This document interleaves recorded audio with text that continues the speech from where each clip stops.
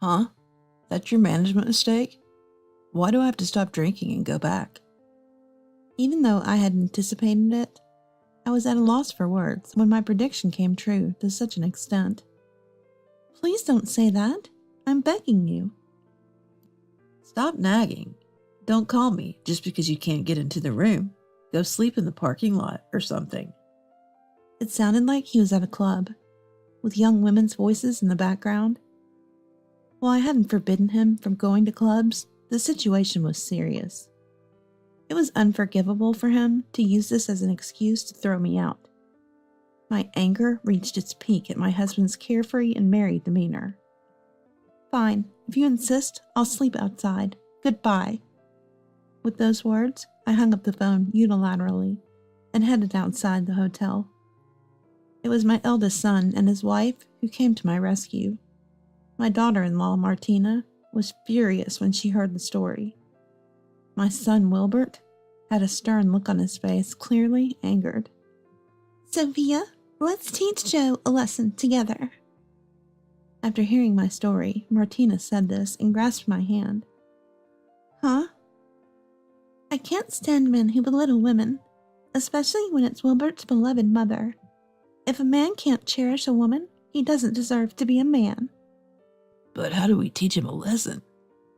There's only one answer to that. You're not suggesting. Sophia, you haven't forgotten the ways of the night, have you? Wait, what are you planning to do? We're going to show him the pain. Let him feel what it's like to be belittled as a woman. Martina's laugh, though sinister and almost terrifying, echoed. That's why I didn't want to come. Anchorage is just cold, and there's nothing to do.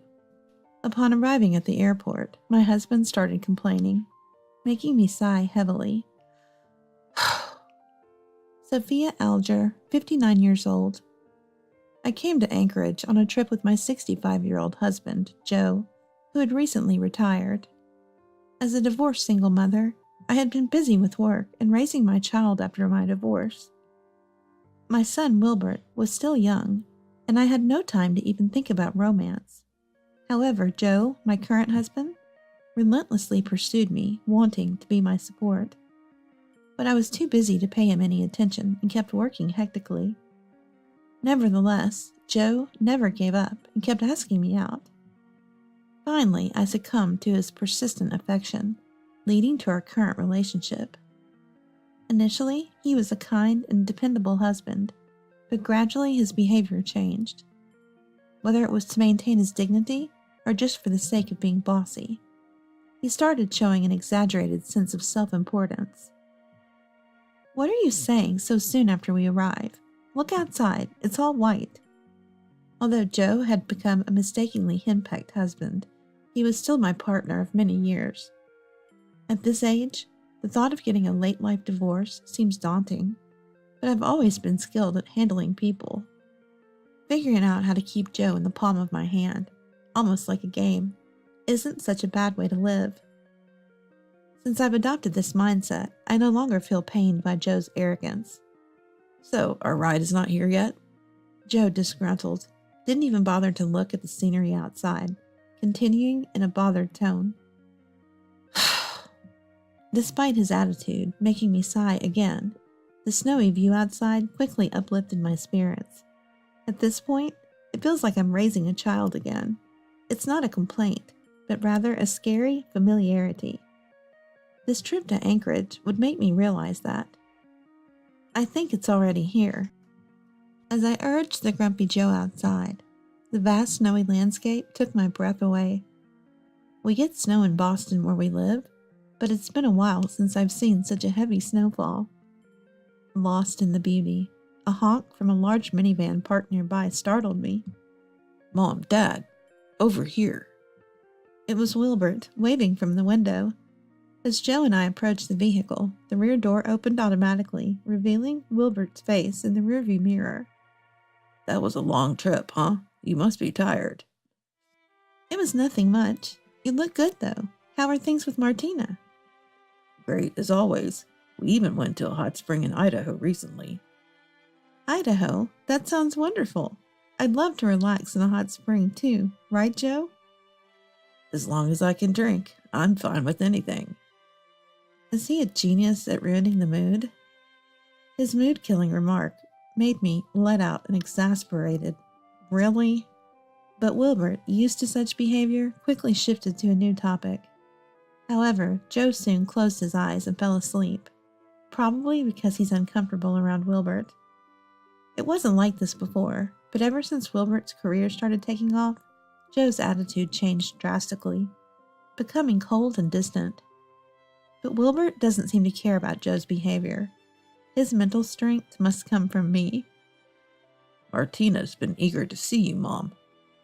Martina is Wilbert's wife. When he first announced he was dating a girl 13 years his junior, our relatives were all over him, accusing him of leading a young girl astray. But in reality, Wilbert had found someone truly wonderful, and as a parent, I couldn't be happier. Tell her we'll see her tonight, okay? I'm looking forward to it. Got it. I've arranged for our chauffeur to pick you up. Thank you so much, really. Don't mention it. You're in Anchorage now. Enjoy it. The conversation never ran dry, perhaps because it had been years since we last met. Before we knew it, we had reached the station area, and the car pulled up at our hotel. After thanking Wilbert, we got out of the car and headed towards the hotel lobby. Hey, go check us in. I'll wait here on the sofa. Joe seemed exhausted from the travel, quickly settling onto a lobby sofa. Used to his ways, I checked in and got the room key. Got the room key? Ah. Joe responded briefly and lethargically got up to head for the elevator. Once we reached our floor and entered the room, a breathtaking view greeted us. Wow, it's beautiful. When was the last time I saw such a sight? We just saw it. Is it really worth getting that excited about? Really, Joe? Why do you always have to say something that ruins the moment? Keep talking like that and your face will stay twisted. I couldn't help but retort to his unnecessary comment, and Joe just grunted and laid down in the bed. He turned on the TV and started flipping through the channels, throwing a question over his shoulder. What, they don't have that show here? Joe, this is Anchorage. Of course they don't have our local programs. What? I knew that. Just saying, you know. He definitely forgot. He absolutely forgot we were in Anchorage right now. It's these occasional, obvious moments that make it hard to leave him alone. But I can't tease him too much, or he'll sulk and refuse to do anything. It's a bit tiresome having to balance it just right. Joe, let's go outside. I want to explore the city. You go on your own. I'm going to rest until it's time. I'm tired. His indifferent response on this much-awaited trip made me frown. What did he even come to Anchorage for? Frustrated as I was, I quickly tucked away those feelings and switched gears. I knew too well that once Joe got like this, he wouldn't budge. Resigned, I decided to explore the city alone. Anchorage had changed since I last visited. The familiar sights I remembered were nowhere to be found, but it was refreshingly new. I continued exploring the city streets until it was time to meet Wilbert and his family together for dinner. As it was getting late, I decided to head back to the hotel. I thought I'd need to fetch Joe, but it turned out to be unnecessary. There he was in the lobby, waiting on the sofa with a lively expression. Is our ride here yet? You really spring into action when alcohol is involved, don't you? Joe loves his drinks, and his drinking habit has been a problem for me. I had asked him to restrain himself this time, not wanting to trouble our eldest son and his wife. But Wilbur insisted he'd handle it, and I reluctantly agreed. The drinks in Anchorage are supposed to be great. I'm going to drink to my heart's content tonight. Just keep it moderate, please. We can't cause trouble for Martina and the others. The thought of causing a scene filled me with dread. As we waited, a minivan pulled up, and what seemed like Wilbert's driver appeared, escorting us to the vehicle.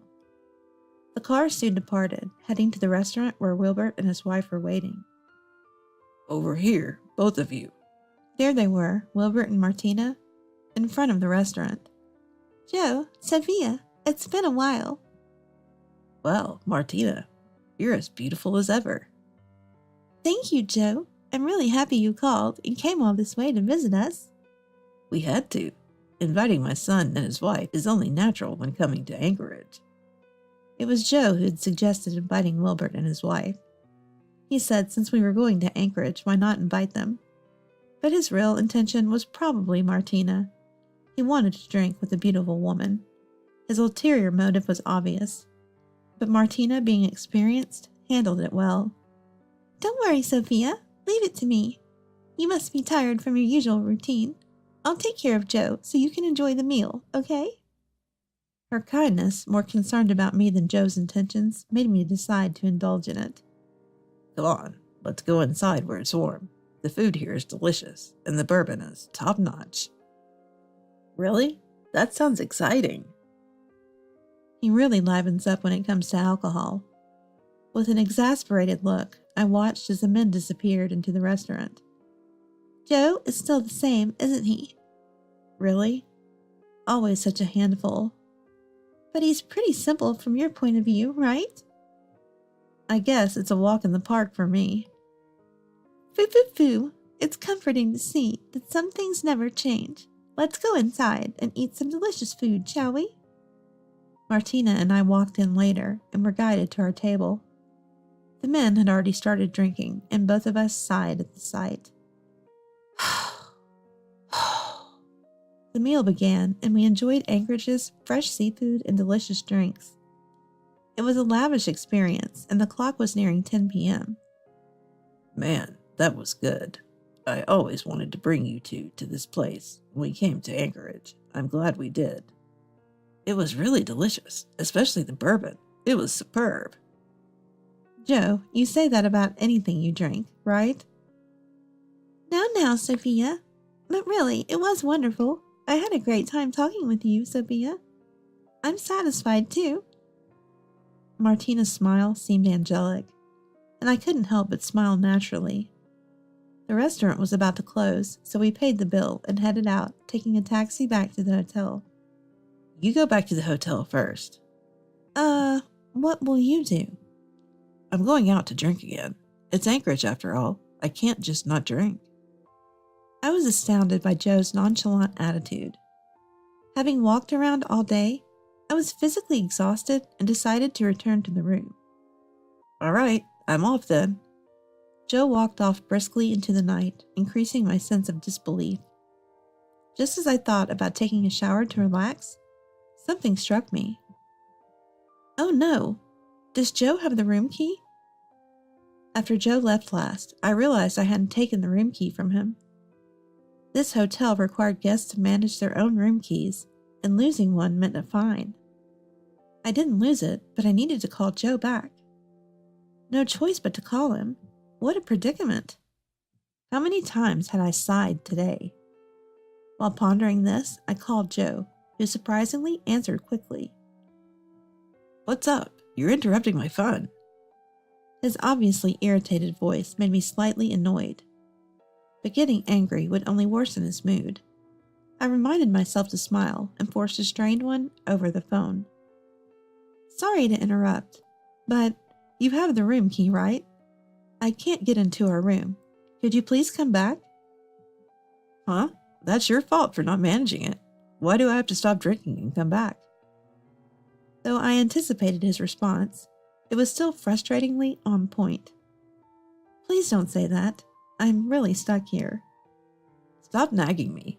If you can't get into your room, just sleep in the parking lot or somewhere like that. I could hear the voices of young women in the background. Maybe he was at a club. I hadn't forbidden him from going to clubs, but the current situation was serious. I couldn't tolerate him leaving me out in the cold like this. My anger peaked at Joe's carefree and merry attitude. Fine, if that's what you want, I'll sleep outside. Goodbye. After saying that, I ended the call and headed outside the hotel. I should have thought of asking for a master key, but I was too angry to consider it at the time. The Anchorage night was freezing, and I could feel my body temperature dropping rapidly. What should I do now? Just then, my phone rang. Oh, Mom, what are you doing right now? I can't get into my room because of a situation. What? What? Where are you? Go to a family restaurant or a grocery store. I'll send someone to pick you up. It was Wilbert on the phone. What perfect timing. I sighed with relief at this lifeline. Soon, a ride arrived, and I was taken to Wilbert's house. As I got out of the car, Martina greeted me and led me inside. I'm sorry for barging into your home like this. Don't be silly. Are you okay? Thank you, Martina. I'm fine. Why couldn't you get back to the hotel? Where's the room key? As I sat on the living room sofa, moved by Martina's warmth, Wilbert spoke up in a serious tone. I explained the situation to him and sipped the coffee he ordered. So, it was Dad, after all. You knew? Actually, I got a call from one of my staff earlier. They said a man resembling your husband was at one of my clubs, arguing with his wife on the phone. Unbeknownst to Joe, Wilbert was a shrewd businessman who owned several establishments, including a club. Joe had apparently gone there. Unbelievable. Who just leaves a woman out in the cold because he wants to drink? Aren't you upset about it, Sophia? Huh? Martina's question left me speechless. Certainly, I couldn't contain my anger. But after decades together, I had resigned myself to the idea that this is just how he is, and getting angry was a waste of time.